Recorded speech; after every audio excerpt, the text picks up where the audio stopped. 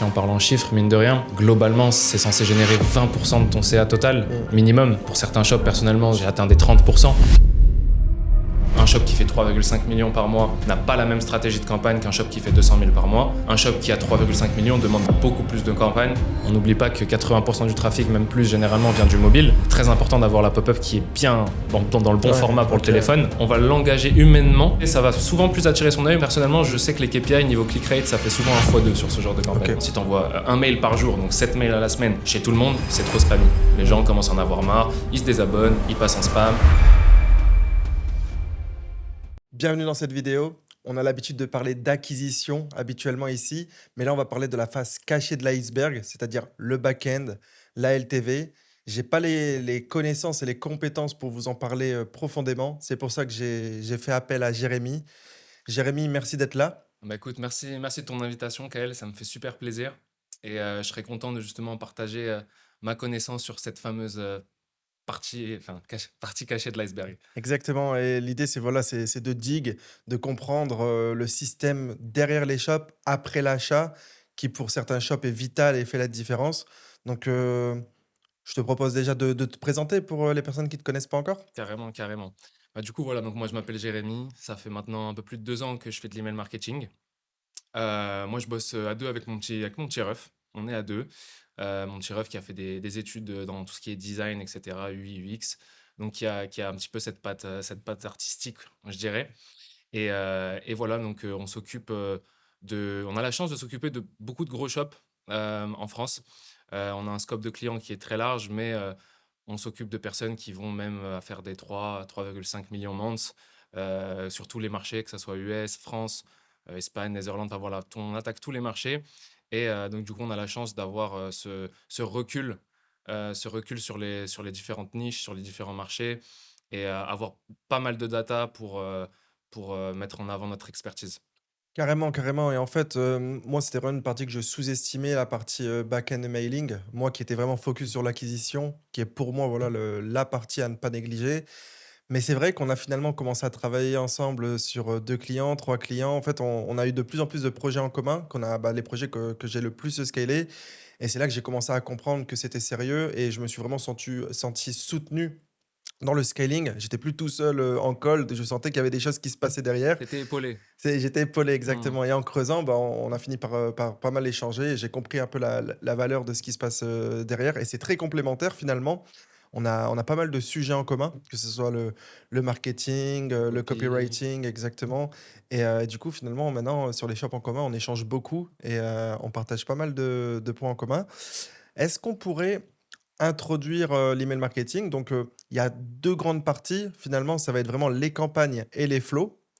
Je te propose de peut-être, introduire, et commencer par les campagnes, comme ça on structure, on parle des campagnes, on donne de la value autour des campagnes, puis on passe au flow? C'est ça. Alors, on va commencer par les campagnes.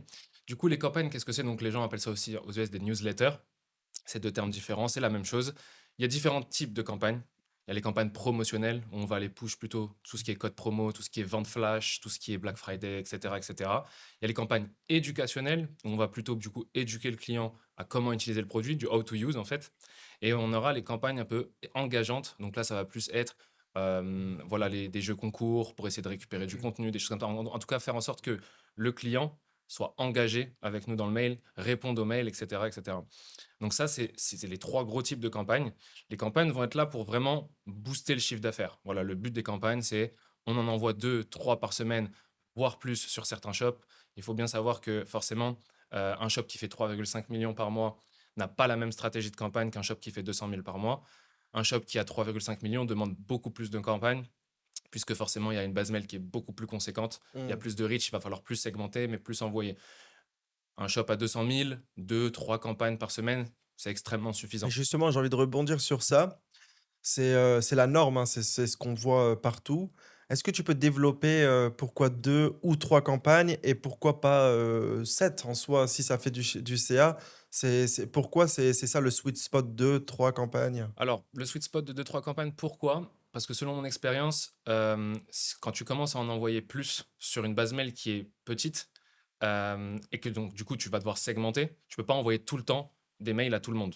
Parce qu'au bout d'un moment, si tu envoies un mail par jour, donc 7 mails à la semaine, chez tout le monde, c'est trop spammy. Les Mmh. gens commencent à en avoir marre, ils se désabonnent, ils passent en spam, la délivrabilité baisse. La Mmh. délivrabilité, donc, qui est la santé de la boîte mail, la réputation, c'est très important à Keep, puisque c'est vraiment un cercle vicieux ou un cercle virtueux. Soit la délivrabilité est bonne, et en fait, les KPI montent, l'open rate monte, le click rate monte, et tout Ouais. se passe bien dans le meilleur des mondes. Soit à l'inverse, les KPI baissent, les gens passent en promotion, en spam, ils subscribe, et là, c'est vraiment pas bon. Donc, c'est pour ça qu'il faut pas être trop spammy Ouais, dans je les campagnes. comprends.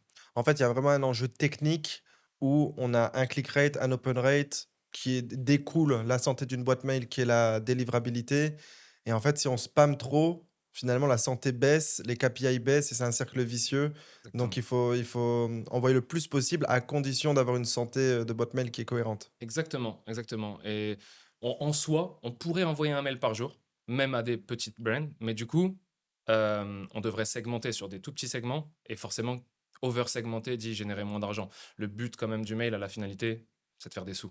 C'est-à-dire qu'on peut segmenter, mais le but, c'est d'avoir la balance nécessaire entre la délivrabilité, la santé de la boîte mail, et faire de l'argent, Hmm. et balancer comme ça. OK, super intéressant et justement, tu parlais de segmentation. Donc, tu envoies les campagnes, est-ce que tu as 2-3 segments, vraiment classiques que tous les shops devraient utiliser, les meilleurs segments? Est-ce que tu peux nous donner un peu de valeur autour des segments des campagnes? Bien sûr.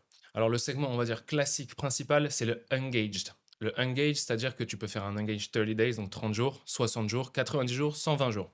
Qu'est-ce que c'est engagé 30 jours, 60 jours, etc. C'est quelqu'un qui a interagi avec vos mails.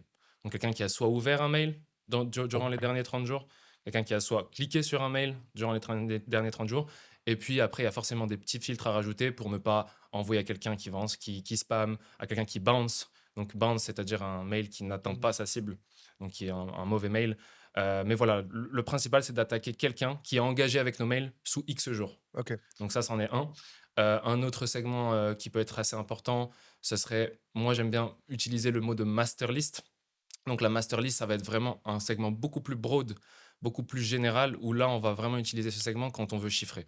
C'est-à-dire, on sait que cette campagne, c'est le bon moment, c'est la campagne promotionnelle, on a une bonne offre, on sait que ça va chiffrer. On veut l'envoyer au plus de monde possible, et là, c'est une master list où ça prend, on va dire, voilà, 85% de la boîte mail, enfin 85% de la, Le nombre de profils finalement, du nombre de exactement, ouais. profils exactement, en filtrant quand même les gens inactifs. Et Mmh. là, à ce moment-là, grâce à ça, on peut chiffrer. Et je dirais, un autre segment qui est important, ce serait un VIP customers, où voilà, là, on OK. va on va attaquer donc des gens qui sont fidèles, qui sont loyaux. C'est-à-dire qu'ils ont acheté une ou 2 fois, souvent 2 fois, et ces personnes-là, forcément, on les attaque différemment que des personnes qui n'ont pas, OK, ouais, pour vraiment séparer les bailleurs des prospects finalement, vraiment les segmenter proprement comme ça. OK, exactement. super intéressant. C'est très important d'envoyer, différemment aux gens qui n'ont jamais acheté, donc aux prospects, qu'aux gens qui ont déjà acheté, Mmh. donc les Parce que buyers. j'imagine que ça change le message, peut-être la stratégie promotionnelle aussi? Bah, c'est ça, forcément, si quelqu'un vient d'acheter le produit et que derrière on lui envoie une campagne avec un code moins 15% sur le même produit, il va se dire: «Bah, sympa, mais en vrai limite j'aurais bien aimé Ouais, attendre avant de l'acheter, et je l'aurais ouais. eu à moins 15%». Donc c'est pour ça qu'il faut quand même exclure, dans les segments, c'est très important, exclure les gens qui ont acheté récemment. Oui. Moi, souvent, je mets un filtre de 12 jours, parce que c'est à peu près le temps de Ouais, ça tu livraison. fais cas par cas en fonction des Voilà, je le clients. fais cas par cas, mais en tout cas, j'exclus les acheteurs récents. OK. OK, super intéressant. Du coup, segmentation, il y a ces 3 grands segments, phares et tu parlais de 3 types de campagnes, hein. Du coup, si je résume, c'était promotionnelle, engageante et éducationnelle. Exactement. Comment tu répartis un petit peu, donc sur un mois, ça ressemble à quoi un peu les pourcentages, Alors, si on prend une 2 campagnes par semaine, sur le mois, donc ça fait 8 campagnes par mois, je dirais que en répartition, je ferais, 3 éducationnelles 3 éducationnelles, 4, 4 promotionnelles, et potentiellement une engageante. L'engageante, elle est moins utilisée, mais elle peut aider sur beaucoup de points. Typiquement, quelque chose qui est très intéressant, c'est de récupérer du contenu client grâce à des jeux concours. mmh, Ça, c'est des choses que pas énormément de gens font, mais ça marche très bien. ouais, ça me rappelle une anecdote, c'était pendant le Q4. C'est même juste avant le Q4, on avait un client en commun et justement, il m'envoie un drive avec full content, alors qu'on est la seule agence créative qui travaille pour lui.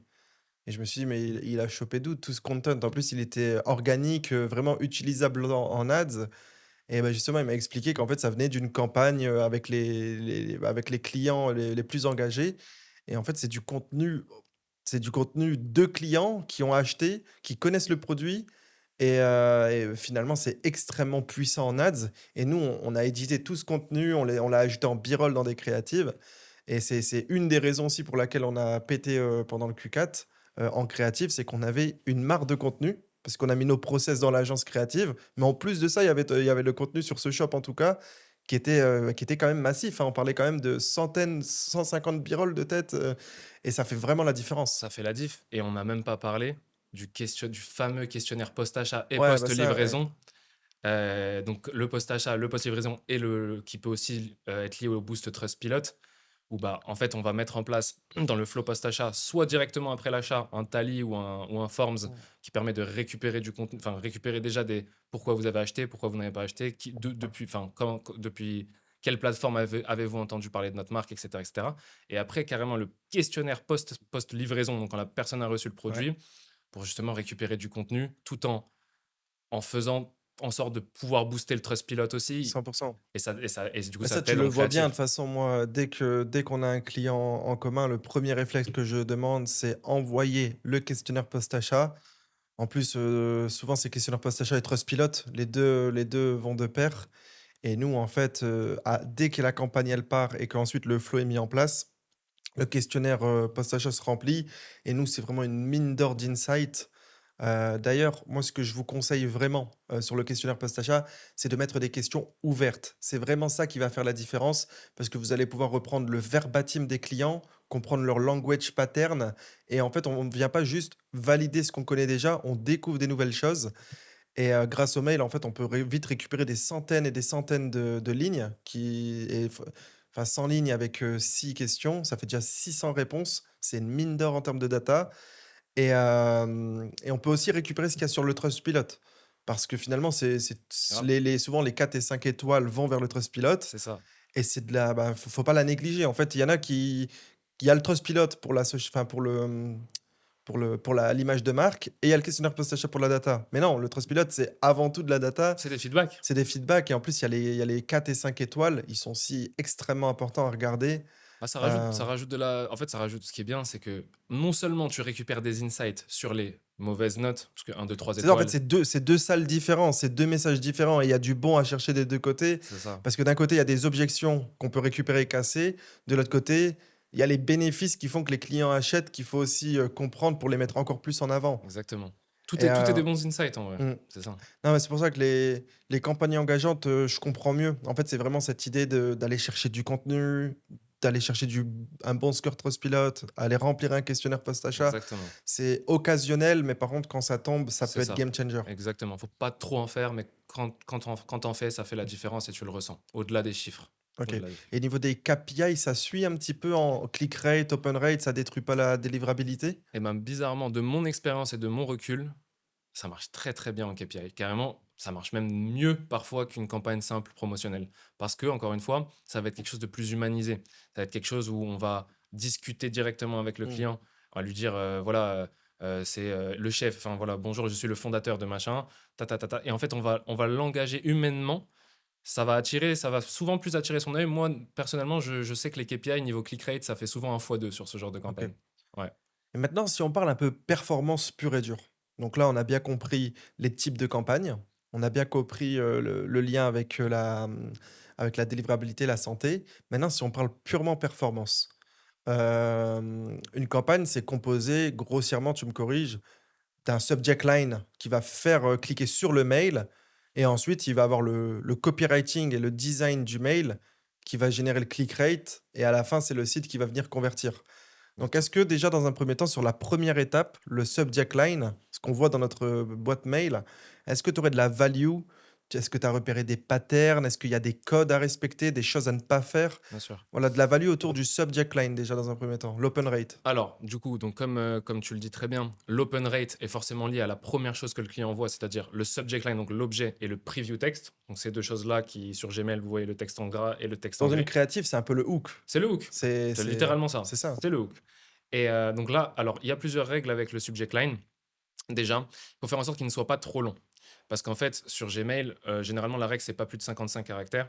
Parce que s'il est trop long, en fait, il va se faire cacher par Gmail Ouais, et les 3 ça. petits points, en fait, c'est ça? Voilà, exactement. Il faut faire aussi en sorte de ne pas mettre de mots filtrés par les hébergeurs. J'entends quoi par les mots?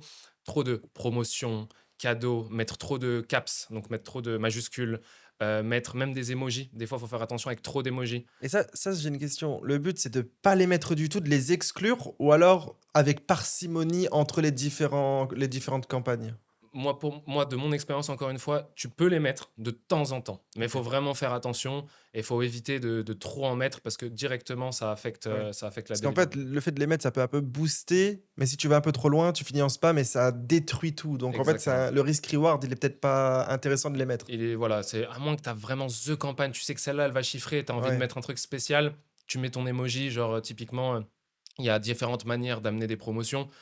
Typiquement, des stratégies que nous, on a mis en place, à 2, où on met en place un système de crédit et cetera. ouais, ça c'est Ça, typiquement, on sait que ça va bien performer. Bah, potentiellement mettre un petit emoji, un triangle ouais, c'est jaune, de vraiment une fois de temps en temps, mais temps en on temps. évite, quoi. On OK. évite, on Donc ça, évite. c'est pour les règles. Donc il y en a d'autres. Il y a les 55 caractères, les Ouais. emojis, les mots filtrés, Les mots filtrés, donc trop promo. cadeau, promo, heu truc un peu trop enfin l'urgence c'est bien, mais il faut faire attention faut faire attention aux mots utilisés. Il faut faire attention, aussi Mmh. aux majuscules, trop de majuscules, parce que encore une Ouais, fois forcément, ouais.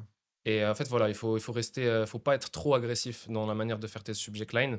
Le preview text, on s'en fout un peu plus. Généralement, il y a pas trop de règles puisque forcément il peut être plus long et on peut voilà. On peut même ne pas mettre de preview text Mmh. en soi et ça peut aussi très bien marcher. Donc ça, c'est pour les règles du subject line, donc qui, eux, sont vraiment liés à l'open rate. C'est l'open Ouais, rate. C'est-à-dire que sans eux, déjà, il y aura pas de click rate. ouais, Donc donc ça, c'est les règles basiques à respecter pour être dans les clous. Mais si on rentre un peu plus en détail, est-ce que toi, il y a des est-ce que tu as des petits secrets, des petits «hacks» ouais. entre guillemets que tu utilises régulièrement parce que ça cartonne? Alors, moi, niveau hack de subject line, il faut dire ce qui est, le FOMO, ça marche super bien. Ouais. Donc vraiment Donc mettre FOMO, si on peut définir pour l'audience alors rapidement? FOMO, donc fear of missing out, donc là, on va avoir la peur de rater, c'est de OK. l'urgence. En fait, c'est voilà, il reste tant en Ouais. stock, enfin voilà, Urgence, rareté. urgence, scarcity, donc rareté. Il faut ça, c'est quelque chose qui encore une fois, de mon recul, ça marche très bien. Ouais. C'est les campagnes personnellement qui ont le plus performé que j'ai fait, souvent c'est avec du FOMO, OK. très, très souvent. Donc mettre du FOMO, ça marche très, très bien, mettre de la rareté, c'est très bien. Heu, essayer aussi d'humaniser la chose, c'est-à-dire de pas trop faire un subject line de bot, je dirais, Ouais, OK. c'est-à-dire quelque chose de plus humain. On va peut-être faire un petit «psst», tu vois? Un petit OK, ouais. le petit «psst», 3 Ouais. petits points, quelque chose Il comme y a ça ou c'est le pop-up de Steppers où il y a ouais, écrit «Psst» comme ouais, ça et moi il m'a hook, je l'ai vu, j'ai fait: «Ah exactement, il est bizarre celui-là» exactement. et ça m'a j'étais curieux, ouais. Il est bizarre, mais le «psst», il Ouais, donne un c'est familier, ouais, c'est marrant et c'est ça, ça attire l'attention. exactement. Tu as potentiellement envie de plus cliquer que simplement, vous avez Ouais, oublié quelque trop chose. trop C'est robotisé ça. et tu en penses quoi justement dans cette idée d'humaniser?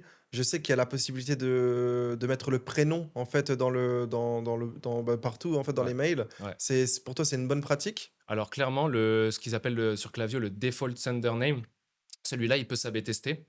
Moi, je trouve que c'est une bonne pratique de justement ne pas forcément mettre que le nom de la marque, que le nom du shop, mais plutôt mettre Sarah from quelque chose ou alors, OK. tu vois, mettre un Ah là, prénom. tu parles pas dans le subject line, tu parles du sender. En fait, celui qui envoie enfin le nom qu'on voit, Ouais, le le sender name, sender name, voilà, le OK. sender name. Ça, moi, je trouve que ça, c'est sympa, de mettre quelque chose, encore une fois, de plus humain. Parler à Sarah, c'est plus sympa que de parler à Steppers, dans l'idée. OK. Ah ouais, Heu, le fait de mettre un prénom du coup dans celui qui envoie le mail. Moi, je parlais plutôt par exemple, une femme qui met un abandon checkout qui va s'appeler Laetitia.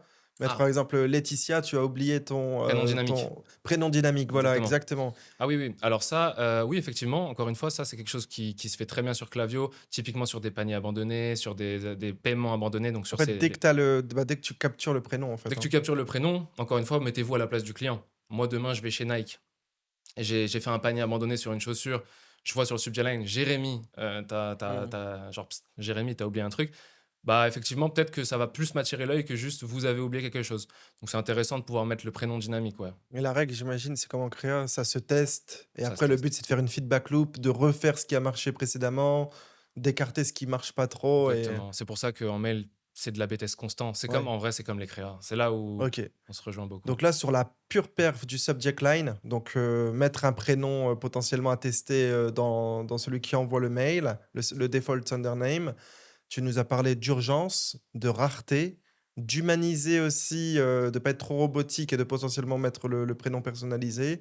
Est-ce que tu vois quelque chose d'autre pour, aller chercher de la performance? Dream Outcome, Dream Outcome, OK. ça peut être très sympa. Donc, voilà, faire parler du enfin, en gros, ne pas par c'est pas le pain point, mais Parler du résultat parler du rêvé, résultat. attendu, Exactement, parler les du pro résultat rêvé. les projeter finalement, c'est Les ça? projeter dans le subject line, genre, un truc de perte de poids où vous lui dites, dans 30 jours, c'est terminé, quoi. Dans 30 jours, Ouais, vous redevenez slim. Le dream outcome en mail, ça marche très, très, très bien.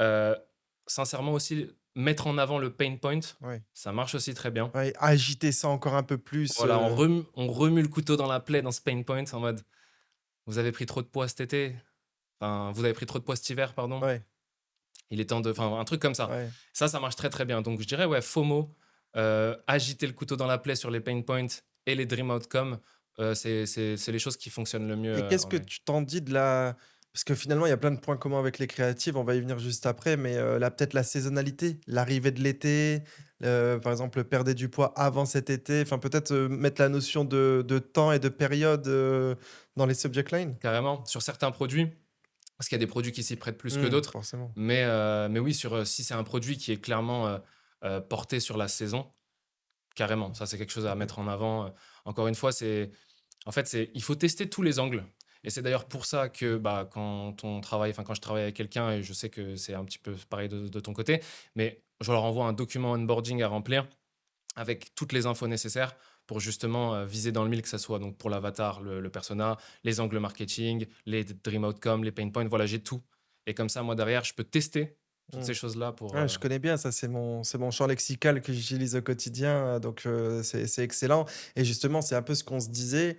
En fait, on a énormément de points communs entre les créatives et les mails, sur la partie marketing, mais c'est quand même différent parce qu'en fait, en créative, en acquisition, on teste des angles, on teste des avatars, on essaie de comprendre les pain points, les dream outcomes pour pouvoir, ben, attirer des personnes sur le trafic et en fait, dans le funnel, donc nous, on est, la première étape en quelque sorte. Derrière, ils viennent, sur le site internet, ils achètent ou on capture leur mail et toi, en fait, tu vas utiliser la database, la base client d'un funnel qui a déjà commencé. Donc en fait, de ce que je comprends, toi, tu dois agiter ce qui est déjà existant et tu dois pas chercher des nouveaux angles ou des nouveaux avatars. bah, en fait, moi, c'est pour ça qu'on a énormément de synergie en créa et en mail. C'est que moi, je vais reprendre de ce que toi, tu prends en call. Toi, Ouais, tu es le bouclier principe. Toi, tu es le premier bouclier. ouais, Tu es là, tu as ton bouclier anti-émeute. C'est toi qui prends tout dans la gueule. Moi, grâce à toi, je ouais. récupère des infos. Et moi, du coup, ça me permet de forcément attaquer directement dans le vif du sujet. Et après, ce qui est bien, c'est que effectivement, c'est grâce au créa et au cold, donc que le trafic que tu me ramènes. Mais puis moi, derrière, tu peux aussi reprendre de moi les Ouais, infos. bah, c'est de toute façon, c'est ce qu'on fait, hein, grosso modo, si on explique un peu le process de comment on fonctionne quand on a des clients communs. Moi, je t'envoie la marketing research, comme ça, enfin, finalement, toi, tu as toutes Mmh. les infos. Je t'envoie les creative winners aussi. Enfin, de toute façon, maintenant, tu vas directement les chercher sur, Trendtrack ou sur la librairie. Mais pour les shops US et tout, quand tu as pas l'accès à la d'account, c'est toujours mieux. Enfin, tu me demandes, je les envoie, tout le temps. Et ouais, enfin, quand tu as les Crea Winners, quand tu as notre, document de marketing research, je t'envoie quelques insights et headline winners qu'on a, sur nos statiques et finalement avec ça, déjà, toi, tu peux composer, très bien niveau campagne et flow Carrément. et nous, bah, justement, ça, c'est assez récent, ce qu'on fait, c'est que ça va plus que dans un sens, ça va aussi dans l'autre. Quand tu as vraiment des campagnes, outlier, donc moi, ce que j'entends par campagne outlier, c'est les campagnes qui sortent du lot, dans une période donnée. C'est-à-dire, par exemple, les campagnes, elles font 6 000, 8 000, 7 000. S'il y en a une qui sort du lot et qui fait 15 000 et on sent que c'est grâce à la headline, on sent que c'est grâce à un copywriting ou un design que tu as mis en avant. On n'hésite pas à s'en inspirer pour l'envoyer en cold parce que si ça a fonctionné sur notre base existante, ça peut aussi attirer, énormément de personnes, qui sont des prospects, pas encore En fait, des prospects chauds. je sais pas si tu remarqué, mais nous, on se renvoie la balle. Toi, tu Ouais. m'envoies la première balle, moi, je te fais un questionnaire post-achat, je te renvoie une balle. Ouais, ça, En vrai, c'est on bah, en se fait fait, des on fait passes. du marketing pour les mêmes shops, hein, C'est finalement, ça. que ça soit en cold ou l'étape juste après d'un gars qui est intéressé, qui a mis son mail mais qui a pas acheté, c'est grosso modo la les mêmes personnes qu'on cible. On En s'entraide fait, sur la avec la data. c'est exactement ça. Si toi, t'as pas réussi à l'avoir, tu me le renvoies. Au bout d'un moment, nous, en mail, on va l'attaquer tellement de fois Ouais. que Bah, là, on a donné pas mal de value sur les campagnes. On pourrait parler un peu, du flow. du corps des campagnes déjà et du copy. Mais rapidement, j'ai envie de parler du pop-up parce que ça, c'est, moi, ça a été ça ma vision, elle a beaucoup changé depuis ce Q4. Enfin, tu l'as vu, hein, nous, on s'en cache pas, on a fait nos plus gros chiffres de très loin. On est vraiment reconnaissant. On a atteint tous les records qu'on voulait avoir. Et moi franchement, c'est vrai que je me suis senti assez soutenu pendant cette période-là, par, les autres prestataires, avec de nos partenaires. Il y a aussi nos partenaires, hein, qui ont été vraiment au rendez-vous, on on était vraiment une petite équipe, quoi.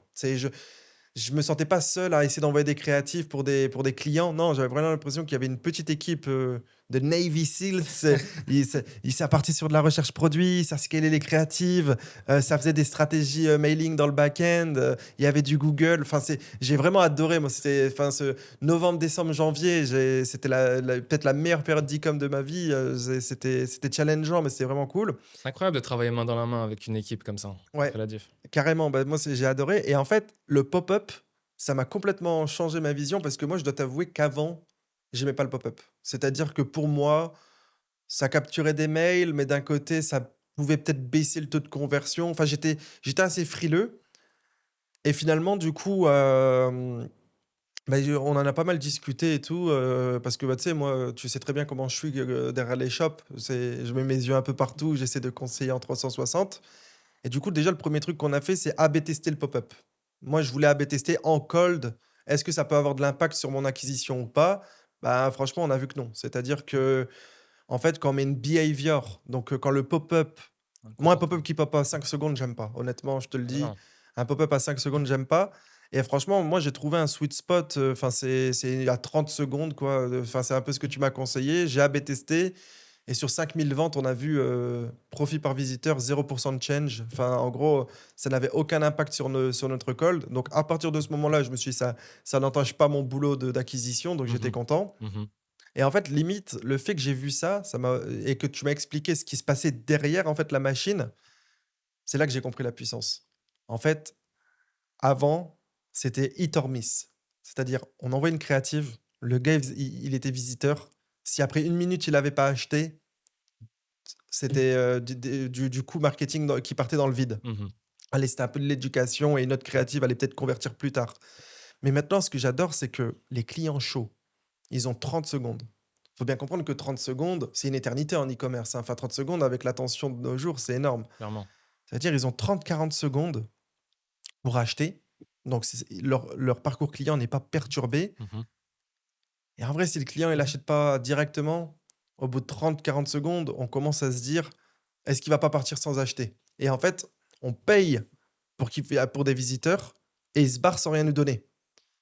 Et en fait, de ce que tu m'as expliqué et je l'ai compris, c'est qu'en fait, une personne qui est au bord de quitter le magasin, juste avant qu'il quitte le magasin, tu lui captures son mail. Et soit ça Exactement. l'incentive à acheter tout de suite parce qu'il y a un petit code promo de 5%, un cadeau, un e-book ou autre. Et du coup, ben, avant de partir, on le convertit. En fait, c'est comme si c'était un élément de conversion en plus juste avant qu'il parte. Et Mmh. s'il part quand même, on a quand même son mail. Et là, de ce que je comprends, c'est le welcome qui va vraiment faire le job, plus les campagnes. Et en fait, une personne qui était chaud, mais qui pouvait pas acheter, par exemple, elle était dans le métro, elle avait pas sa carte sur elle, enfin, il peut se passer mille et une choses. Bah, ça reste un prospect chaud qu'on a capturé avec nos ads, qui a regardé notre vidéo, qui est venu sur notre site, qui est resté plus de 30 secondes. Enfin, faut le milquer, quoi. Faut pas le laisser partir. Bah, Enfin, pourquoi s'il part, faut capturer son mail un minimum. bah, en Enfin, fait, ça me paraît logique vous maintenant. payez du vous payez du trafic. C'est cher, ça devient même de plus en plus Ouais, cher. Au bout d'un moment, si la personne, tu la payes, elle n'achète pas et en plus tu récupères pas son mail, tu as tout perdu. Tu as ouais, tout perdu. Donc, comme tu l'as très bien dit, le pop-up, de toute façon, c'est très simple. Tous les plus gros sites, tous, même Nike, tout le monde a un pop-up. Donc, au bout d'un moment, on peut se poser la question de oui, non, non. C'est très simple, tout le monde en a. Pourquoi? Parce que ça permet de faire de l'embasement. Donc, l'embasement, grossir la base mail.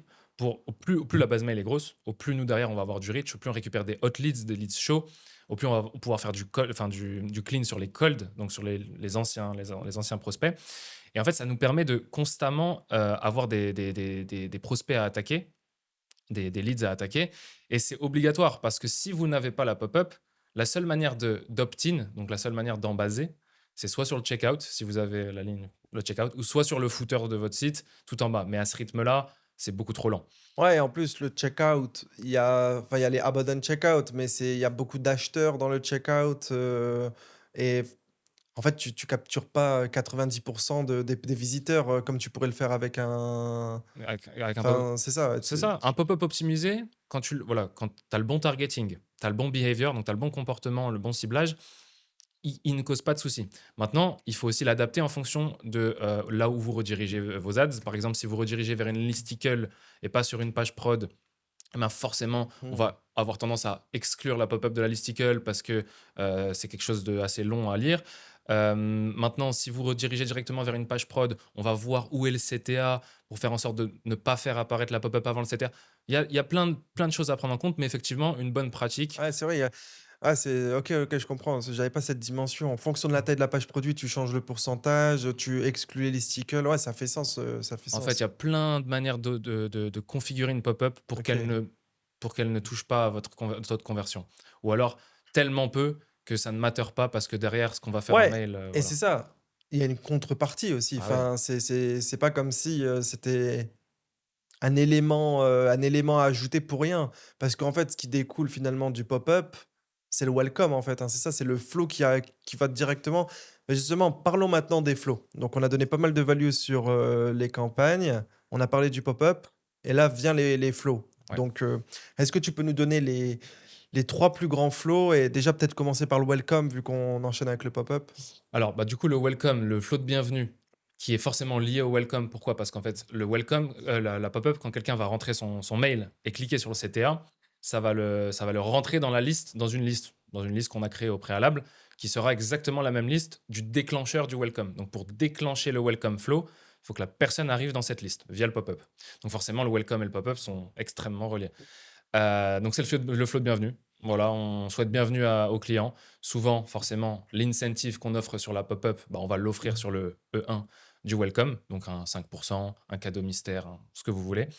Ce mail-là, généralement, a énormément performé, enfin super bien. Ouais, Donc les KPI c'est le bienvenu quoi. Le mec est chaud, il a mis son mail dans la pop-up, ouais, il veut aller récupérer son ouais, cadeau. Après, il y a différentes manières de faire. Puisqu'on peut aussi mettre le cadeau, si c'est un code promo, dans le success de la pop-up, donc directement sans devoir le rediriger par le mail. Mais voilà, généralement, dans tous les cas, le welcome flow, c'est le flow qui ouais. performe le plus. Après ça, c'est des enjeux de est-ce que je donne le code directement pour avoir, un peu que le parcours soit un peu plus smooth? Heu, ou alors je l'envoie quand même dans mes mails et je sais que vu que le gars veut le cadeau, il fait l'effort d'aller dans le mail, mais du coup ça va booster j'imagine l'open rate et le click rate, ce qui va booster la délivrabilité, ce qui va soutenir tout le compte, que Mmh. ça soit sur les campagnes et les autres flows Mmh. et donc ça permet d'être plus agressif et récupérer plus d'argent de cette manière. C'est des stratégies en fait Il y finalement. a des stratégies différentes et encore une fois, si vous faites une veille techno un peu sur les top shops US, il y en a qui mettent Ouais. le code dans le dessus. Il y en a beaucoup qui le redirigent par le mail. C'est un petit peu à la sauce, c'est à votre guise, entre guillemets, tu vois? Mmh. C'est à la sauce de chacun et il faut tester. Ça se teste. Tu vois? Ça se teste, c'est de la b test, tout Ouais. simplement. Non, non, carrément. OK, Donc OK, ça, du c'est le coup, welcome flow. le welcome. Donc le E1, c'est en quelque sorte le bienvenu et le cadeau que tu donnes Exactement. et ça ressemble à quoi un peu les E2, E3, les autres mails en Là, fait, donc l'arborescence d'un welcome, on va pas faire trop d'emails parce que le but c'est de souhaiter la bienvenue. Derrière, on va essayer de faire un mail où on va peut-être mettre un peu de social proof, peut-être de storytelling. On va Mmh. raconter pourquoi cette marque est là, pourquoi elle existe avec des témoignages. Ça peut être sympa. Et puis derrière, pour les personnes qui n'ont pas utilisé le code promo, pour X raison, on peut mettre un filtre et mettre un FOMO sur le code promo, un mail de FOMO en Ouais. mode à minuit ce soir, votre code disparaît, donc utilisez-le. Au cas où, comme ça, on récupère En vraiment fait, tout. c'est du bon sens. C'est le gars, il est venu via nos créatives. Il a mis son mail dans le pop-up et il l'a pas acheté.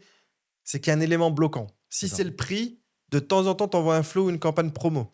S'il y a une objection, tu mets des FAQ, des testimonials, des avant-après, de la social proof pour lui montrer que l'objection, bah, tu peux la casser.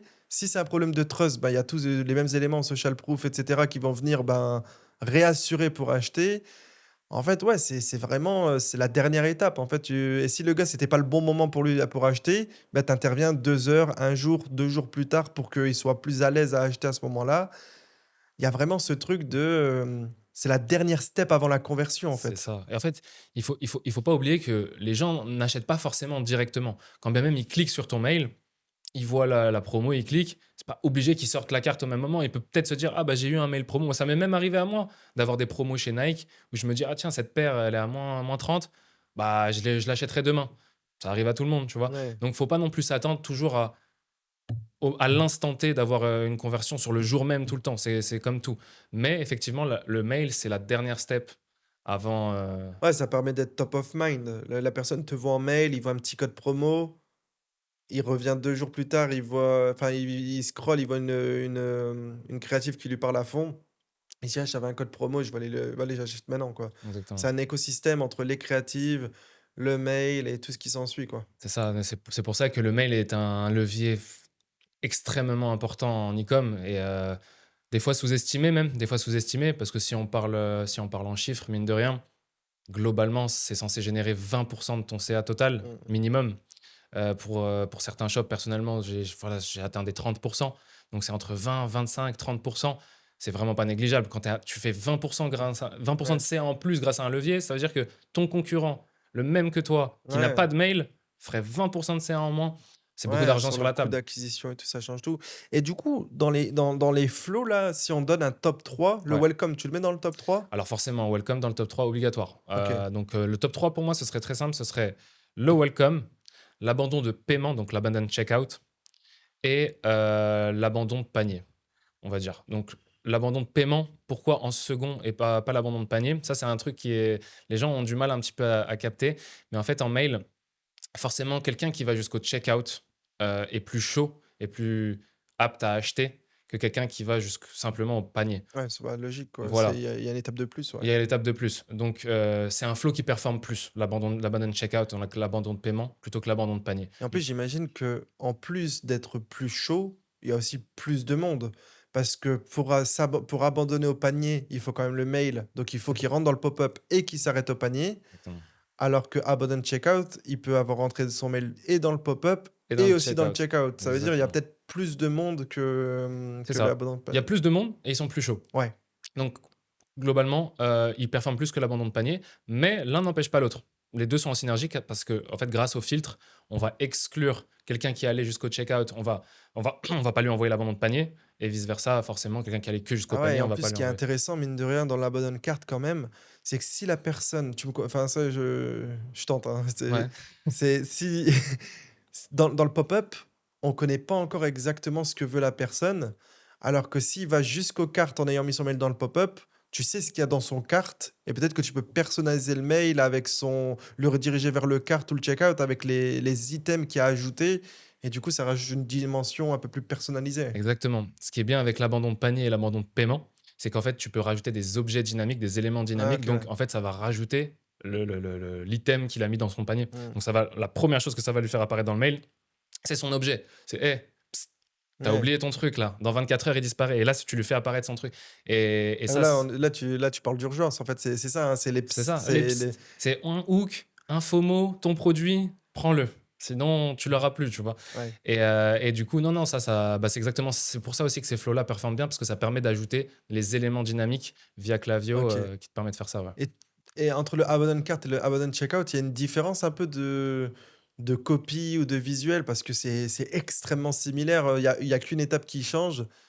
Bah, réellement, ça se ressemble beaucoup. Ouais, OK. Ça se ressemble vraiment beaucoup, c'est la même chose. Parce qu'en fait, finalement, l'abandon de paiement, on va l'envoyer donc à la personne qui s'est arrêtée au checkout. L'abandon de panier, bah, on va que l'envoyer à Ouais, il quelqu'un y qui a qu'un s'arrête. clic de Il y a qu'un clic de différence. différence, c'est la même Le chose parce message et la behavior, elle est la même. carrément même l'événement dynamique, bon, ça va pas être exactement le même parce que c'est 2 déclencheurs différents, mais ça va lui remettre son item en Ouais, face de lui quand ouais, même. Donc c'est OK. très ressemblant, c'est très ressemblant. OK, OK, donc le top 3 flows sur lequel il faut se concentrer le 80-20, ça sera du coup du abandon cart, abandon checkout et en premier le welcome. En termes de chiffres, ouais. Ouais, Après si je devais conseiller à un débutant, moi je conseillerais le welcome, l'abandon de checkout du coup et le post-achat.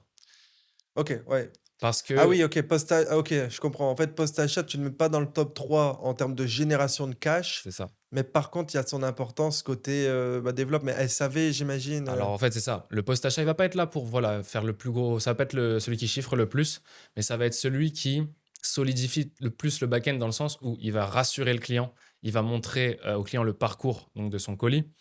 En fait, il va pas laisser le client dans le flou. Donc ça va vraiment rajouter de la valeur en fait, c'est simple, le E1 du post-achat, c'est le mail le plus cliqué au monde. C'est-à-dire qu'à partir du moment où tu fais ton achat, ah bah, oui. tu as envie de recevoir: «Hey, merci pour votre commande», parce que si tu reçois rien, tu Ouais, le bah, vois. c'est un réflexe, tu vas regarder, ce qui se dit là-bas, C'est quoi, enfin, ça. voir si tout est smooth. Je pense que ça arrive à tout le monde. Si on Ouais. achète sur internet, toi comme moi, on va quand même attendre une Bah, ouais, bah, confirmation de c'est 100 commande, ouais. tu vois? Et du coup, bah, forcément, donc très important celui-là et donc avoir un pattern sur ton arborescence de ce flow qui va permettre de rassurer le client au maximum. Donc retirer les objections, très important. Faire en sorte d'alléger le SAV parce que qui dit pas de post-achat dit un SAV, de fou aussi. Ouais. Donc très important celui-là pour un débutant, pour quelqu'un qui le fait lui-même, de le mettre en place pour justement réduire, Ouais, tout ça ça. évite aussi, en quelque sorte, ils génèrent du profit, mais différemment, parce que j'imagine que niveau PayPal, ça évite des litiges, ça évite des remboursements, ça évite d'exploser le SAV et d'avoir du Exactement. renfort en scaling. Donc en fait, lui, c'est plutôt pour éviter la perte que de gagner de l'argent, quoi. Exactement, mais entre guillemets, ça te fait gagner de l'argent autrement, c'est exactement comme Ouais, tu l'as dit. OK. Donc voilà, moi j'aurais dit top 3 welcome, abandon checkout, post-achat. Ça, c'est les plus importants et après en génération, de revenus, ça aurait été welcome, abandon checkout, abandon de panier Ouais, et après il y en a 2 autres aussi qui sont sympas, qui sont le site abandonment et le browse abandonment. Donc là, je vais en rapide, mais voilà, le site abandonment, c'est quand quelqu'un va sur ton site sans regarder la page prod nécessairement et s'en va. Là, ça va pas donc avoir un événement dynamique puisqu'il a juste vu le site, il a rien vu et ça va simplement lui renvoyer un mail de relance, genre: «Ouais, vous avez checké un truc, on va mettre en avant la marque» et cetera. Et le browse abandonment, là, ça va être quelqu'un qui va aller sur la page prod. Donc il va avoir le produit et il va partir. OK. Donc là, par contre, il y a un événement dynamique: «Hey, vous avez checké ça?» OK, Et ouais, là, on va c'est lui remettre ce qu'il a personnalisé. checké. Voilà, exactement. Mais moi, je te propose de garder un petit peu de sauce, parce que là, ça y est, tu es sur YouTube. Et les gars, je vous conseille vraiment d'aller follow, sa chaîne. Il y a beaucoup de sauce, qui est déjà sur sa chaîne et qui va arriver. On en a parlé, il m'a expliqué un peu sa roadmap et elle est vraiment pas mal. Donc allez, dans la bio, j'ai mis, le lien de la chaîne et garde un peu de sauce sur ta chaîne. Là, je vois que tu débites de la Ouais, value. Tu débites de la value, mais en garde un peu quand même, en vas-y, garde je un vais peu. je vais je vais garder de la sauce pour tout le monde, ça va, ça va. Tu en as encore en réserve, ça Ouais, va? ouais, ouais, à fond, à fond, à fond. OK, excellent. Donc, les flows, c'est clair, les campagnes, c'est clair. Du coup, on a pas mal parlé des flows, on a parlé des campagnes, on a aussi parlé des pop-up. Je reviens juste rapidement sur les pop-up. Je vois plein de styles de pop-up, que ça soit en France, mais surtout aux US. Donc, il y a des pop-up à gratter, il y a des roues, il y a des codes promo, il y a des mystery gifts. Ouais. Est-ce que tu peux nous donner un peu de value sur ces différents pop-up? Est-ce que tu les as tous testés? Est-ce que tu repères des patterns? Est-ce qu'il y a des bonnes pratiques autour de cette pop-up visuelle et conceptuelle? Alors, effectivement, il y a beaucoup de formats de pop-up. On peut parler donc, de la spin to win, la fameuse roue. On Ouais, peut parler de full image, on peut parler de split screen. Split screen, c'est quand il y a un côté image, un côté texte. On peut parler de effectivement les applications tierces type Alia qui vont nous permettre, bon, c'est payant, c'est 400 dollars par mois, mais ça va te permettre d'avoir des pop-up un peu plus personnalisés, type grattage, type des choses que tu ne peux pas avoir avec uniquement, Klaviyo. Hem De ma data, encore une fois, c'est tellement quelque chose à AB tester. C'est dur de te dire: Ça marche mieux que ça, que ça, que ça». en Maint fait, ça dépend du shop, de l'audience. Il y a pas Il un y a pas un format qui marche mieux que les autres. d'accord. Tous AB test. Maintenant, je sais que, bon, moi, personnellement, j'utilise un format qui, globalement, fonctionne, plutôt bien en Ouais, il y en général. a quand même, j'imagine un ou 2 qui sont vraiment les classiques, C'est ça, un peu comme en créative. Il y a plein de concepts, mais il y en a tout le temps deux, trois qui, en ce moment, pètent. exactement, exactement Toi, et si tu devais donner un top 3, même s'il y en existe plusieurs et qu'il faut tester, c'est la mmh règle. mh.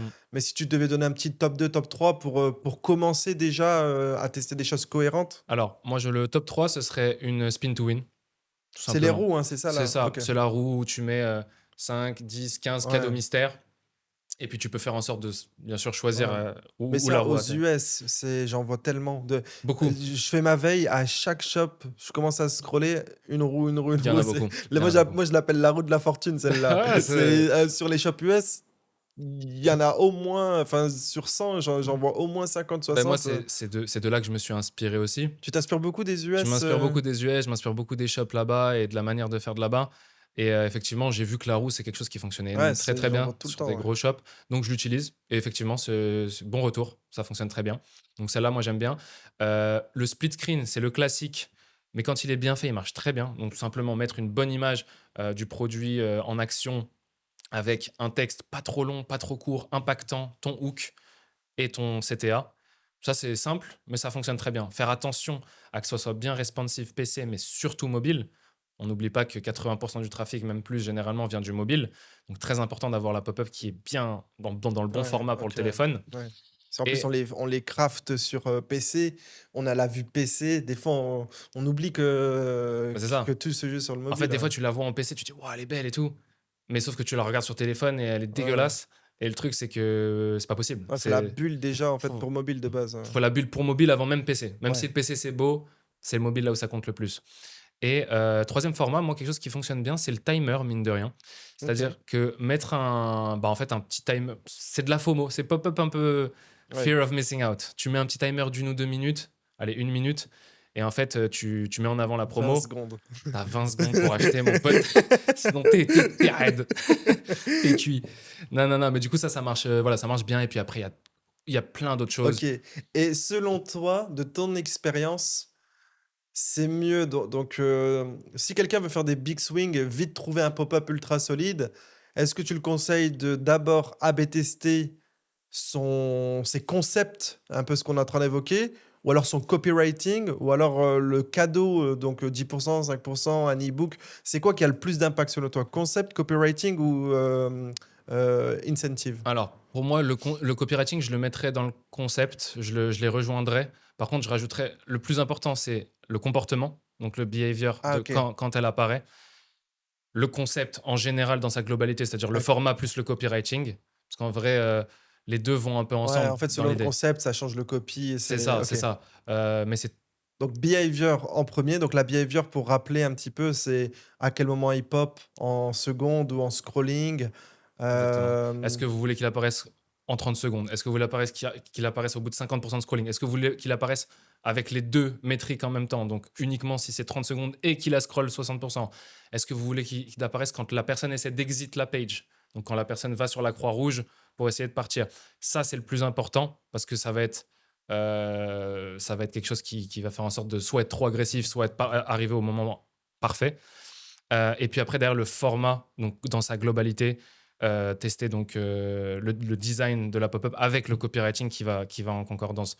Donc par exemple, si c'est une roue, on va mettre mmh. tourner la roue Ouais, pour je comprends. En fait, voilà. selon le concept, t'as pas beaucoup de space pour jouer avec le copy, quoi. Enfin, C'est ça, c'est ça, c'est ça. Il faut que ça soit très court, très concis. Une ouais. pop-up, ça peut pas être un long texte. Il faut vraiment que ça soit hooker. Ah OK, OK. Donc voilà. Donc vraiment behavior, concept, et en incentive, toi, tu conseilles quoi? Moi, j'ai l'impression qu'il y a beaucoup de 5 de mystery gift, enfin un peu de mystère pour Bah, pas, moi qui me calque beaucoup sur les US, moi j'aime beaucoup parler de cadeaux mystères, donc de mystery gift, de mystery, enfin de réduction mystère même. Des fois c'est différent, hein, ils le voient pas pareil que ça soit un cadeau ou une réduction.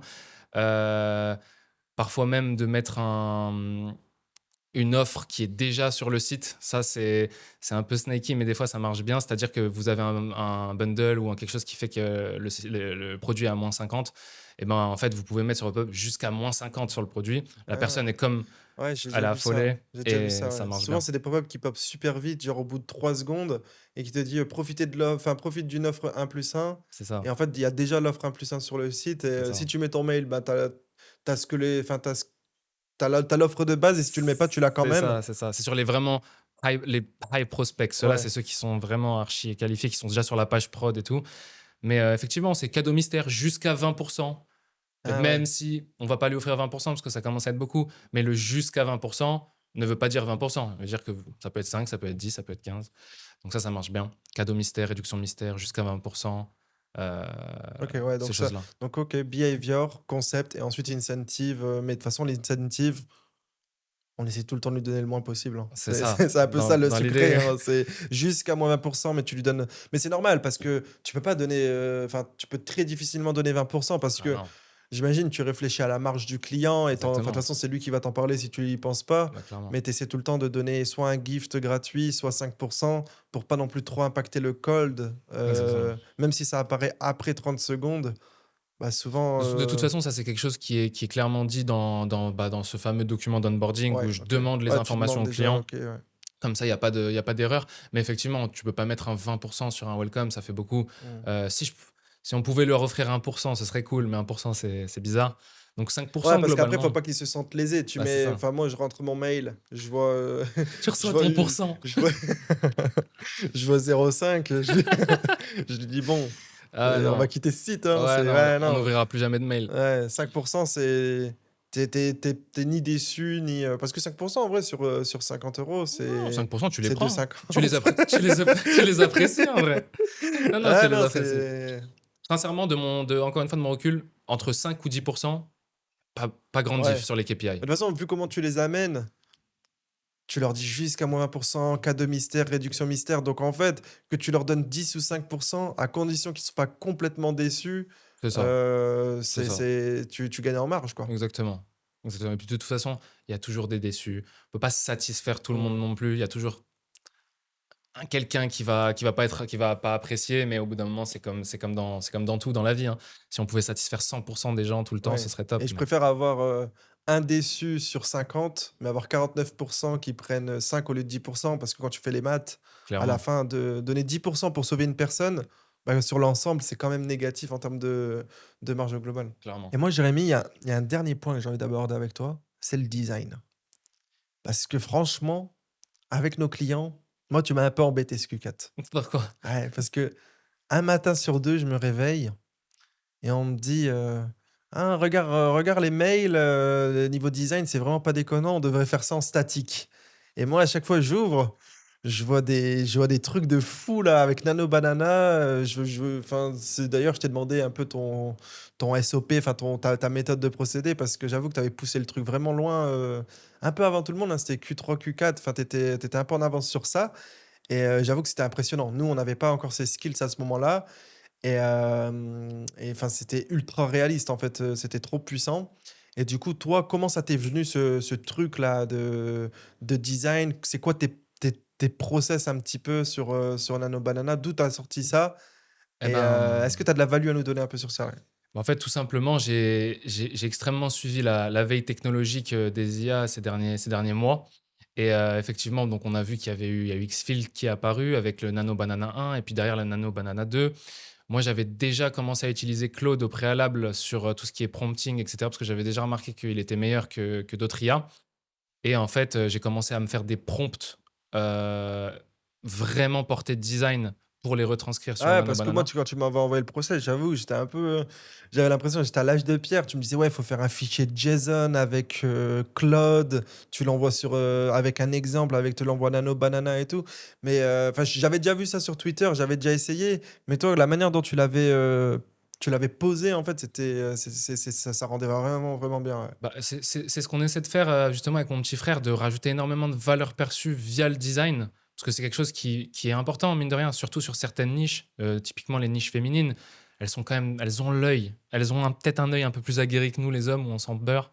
Elles voient un beau design, elles voient une belle chose sur un produit féminin, elles sont en mode: «Waouh, genre c'est cool, ça me donne envie de cliquer» et moi, c'est quelque chose que j'essaie de mettre en avant, de montrer aux clients qu'on est capable de faire des belles choses au-delà de faire du bon copywriting, bien sûr, c'est très important, mais faire des belles choses aussi. Comme ça, il sait que voilà, les clients reçoivent des mails qui peuvent être, très, très, très bons, niveau design et comme toi, tu peux le voir en créa, c'est pas forcément les designs qui performent le mieux, mais ça peut l'être. Bah, c'est ça en fait, c'est une corde à son arc, moi je le vois un peu comme ça. C'est, les ugly ads, ça cartonne, mais c'est pas la seule voie. En fait, si tu peux faire les 2, c'est toujours mieux et il faut toujours tester, ça c'est la règle constante, mais savoir faire du beau, c'est pas mal. Mais moi, c'était même pas que c'était vraiment beau, c'est que c'était réaliste et bah, quand tu mets en avant le produit porté, vraiment bien dans certaines situations, dans certains endroits, moi j'ai trouvé ça vraiment lourd et du coup, toi, si tu devais donner, voilà, deux trois conseils sur le design dans une campagne, donc pour toi, c'est quoi qui compte le plus? C'est les couleurs, le branding, mettre en avant le produit? C'est quoi un petit peu les Alors, moi, quelques conseils que je pourrais donner. Donc déjà, forcément, le plus important, c'est le premier tiers du mail. Donc le mail, on va dire qu'il y a 3 parties. Il y a le tiers un, tiers 2, tiers 3. Le premier est le plus important. Pourquoi? Parce que c'est celui qui va être vu en premier, tout simplement. Donc ce qu'on aimerait faire dans ce tiers-là, c'est mettre soit le produit en avant, soit encore mieux le produit en utilisation en avant. mmh, Quand c'est bien fait avec l'IA et que c'est propre et que c'est réaliste, c'est ce qui performe le mieux, avec forcément une bonne headline. Le plus important, hein, c'est la belle image, la bonne headline qui va venir hook le plus possible, que ça soit avec du FOMO, que ça soit avec, voilà, comme on s'est dit précédemment, et un CTA above the fold, donc un CTA qui permet d'être cliqué avant de devoir scroller. C'est important parce qu'effectivement, il y a des gens qui ne scrollent pas aussi. mmh, Faut essayer d'aller les chercher. Donc, mettre un CTA pas trop bas. Donc, sur le premier tiers, on essaie de le mettre quand même d'une manière à que la personne puisse le voir rapidement. Donc, une belle image en utilisation du produit, un bon header dans le copy et un CTA above the fold. Ça, c'est un bon conseil que je peux donner. Et après, souvent, sur les 2 autres sections, il y a plein de manières de faire, mais on peut faire de la social proof. On peut faire de l'avant-après, ça marche très, très bien l'avant-après, sur les produits n'importe quoi, des produits perte de poids, des produits l'avant-après, c'est quand même ce qui hook le mieux, visuellement. ouais, On une voit image vaut 1000 mots. une image, des fois, vaut 1000 mots. Sincèrement, c'est Ouais. vrai, hein. C'est pour Ouais, ça que c'est c'est un important. avant-après, de toute façon, sur les produits qui s'y prêtent, tu peux pas faire beaucoup plus C'est quoi, en ça, termes de quelqu'un qui est message. complexé parce qu'il a un double menton, tu lui montres que tu mets un truc et que, bah, il a plus de double menton dans Ouais, 2 semaines, bah, en vrai, il veut ce truc-là, ouais, tu vois? Et c'est super important. Mettre de la social proof, c'est important, mais ça va pas être ça non plus qui va faire décoller le mail. On peut mettre aussi, donc dans la troisième section de la, on peut mettre du how to use dans la troisième section, vraiment comment utiliser le produit. Donc ouais. éduquer, on peut faire plusieurs choses dans plusieurs sections. Donc éduquer, mettre peut-être de la promo au-dessus, un bon hook en dessous, Et voilà. et quand on parle de design, donc là, tu nous as donné pas mal de clés, mais je vois aussi des fois des campagnes un peu sans design, limite, que du texte. Ouais. Est-ce que pour toi, ça, c'est viable? Alors, c'est très très viable. En fait, il y a différents formats pour envoyer des mails, que ce soit flow ou campagne. Il y a la full image, donc Ouais, comme on en parlait. ouais, Il y a la mi-image, mi-plain text. Donc, on va faire un header designé, mais derrière, on va mettre du texte en drag and drop Klaviyo pour potentiellement remettre un peu d'image dans le footer. Donc là, ça va être quelque chose c'est un format à tester. Et il y aura le plain text à 100%. Donc là, ça va être zéro image, que du texte. Et c'est clairement un format à tester parce que c'est quelque chose qui marche très très bien. Ça peut marcher plus que le design. Le design, ça dépend de l'audience, ça dépend de la niche. Mais typiquement, moi, j'ai plein de mails, plain text qui fonctionnent mieux. Il faut varier. L'important, c'est de varier, d'aller tâtonner un peu partout. Le but, c'est ouais, de bah, c'est comme en créatif, c'est les formats, les concepts, les angles, tu jettes un peu tes flèches partout et enfin, tu jettes tes hameçons partout, dans ce lac c'est ça, et quand ça mord et ben, tu commences à pêcher un peu plus de ce côté-là, quoi. exactement, C'est OK. exactement, c'est ça. Faut tester un peu de tout jusqu'à que tu aies le pattern, winner, le plus souvent et puis Ouais on va et dire de toute façon, j'imagine qu'il faut varier parce que si tu envoies chaque semaine la même chose, le la personne, elle ouvre son mail, c'est ça. elle se dit: «Beh, je l'ai déjà vu la semaine dernière Ça ce s'essouffle, mail-là», ça et s'essouffle. j'imagine qu'il y a des poches d'audience un petit peu quand même au sein même de la base mail et il faut essayer de, bah, de pêcher, Exactement. dans ces différents lacs, ouais. C'est pour ça qu'il y a plusieurs stratégies, plusieurs manières de faire. Heureusement qu'il y a la segmentation qui existe pour justement aussi ne pas aller essouffler ta base mail et qu'on leur envoie toujours la même chose au même, Mais en tout cas, super intéressant ces principes, c'est les mêmes que le CRO. C'était above the fold, une image produit ou une situation, un pain point, un dream outcome, un vrai message visuel, une headline forte. C'est très, très similaire, à tout ce qu'on voit sur des landing pages, sur des home pages. c'est ça. Je pense qu'on est vraiment pas mal, là niveau value. Bah, on a fait un bon tour. J'ai encore de la sauce, mais je peux pas tout drop aujourd'hui, tu vois? Écoute, Ça sera sur ta chaîne YouTube. D'ailleurs, on peut te retrouver sur ta chaîne. Elle sera créée d'ici là, et donc j'invite les gens à te retrouver là-bas. Voilà. Je te laisse le mot de la fin. Ouais, bah, le mot de la fin, concrètement, l'équipe, ne négligez pas votre back-end. C'est vraiment un levier qui est, la partie cachée de l'iceberg, mais vraiment, c'est extrêmement sous-estimé. De la data et du recul que j'ai, c'est à partir du moment où en fait tu as un back-end solide, tu dors sur tes 2 oreilles parce que quand tu as des mauvais jours, le back-end il tient les murs, mais quand tu as des bons jours, la cerise sur le gâteau, elle est succulente. Donc franchement, voilà, solidifier votre back-end, c'est très important et puis, voilà, je vais vous drop énormément de value sur mon YouTube. Vous pouvez aussi me suivre sur Twitter, je drop de la value, quand il faut aussi et voilà, c'était un plaisir d'être invité, Kael. Ouais, allez follow sur Twitter. Moi, je regardais un peu ces tweets, copywriting, de l'époque là j'avais envoyé ça à l'équipe carrément. J'ai dit: «Allez lire ça», c'était un Aïda et tout. ouais, c'est ça, bah, Ouais. les structures de copywriting qu'on utilise aussi en fait en créative. Carrément, je l'avais trouvé super sympa ton gros thread là, ton tweet de l'époque. C'était lundi matin, je l'ai copié-collé, je l'ai envoyé dans le WhatsApp de l'équipe. J'ai dit: «Les gars, lisez ça et attaquez ensuite, les Ouais, créatives». Ça va faire ouais, un petit rappel. un petit rappel, ouais. Bah, super. Bah, écoute, on te retrouve sur ta chaîne YouTube. Merci encore pour cette value. On sent que tu maîtrises ton sujet. Ça fait plaisir aussi, de voir des nouvelles têtes sur YouTube parce que des fois, il y en a d'autres, hein, je dis pas que je suis le seul, mais qui donnent vraiment de la value, qui donnent envie de consommer, des vrais fans de marketing, des vraies personnes passionnées par ce qu'ils font, des personnes skin in the game qui sont vraiment là, tu sais, qui sont derrière des shops à 1 million, 2 millions, 3 millions monde. Il y en a vraiment pas beaucoup. Donc ça fait plaisir. Merci à tous d'avoir écouté. On se retrouve dans des prochaines vidéos. Pareil, j'essaie de renvoyer un peu sur YouTube. J'avais un peu disparu. C'est les shops e-scale, faut suivre aussi, hein. On a des obligations. Mais le contenu arrive. Vous pouvez aller follow Jérémy. On se retrouve plus tard.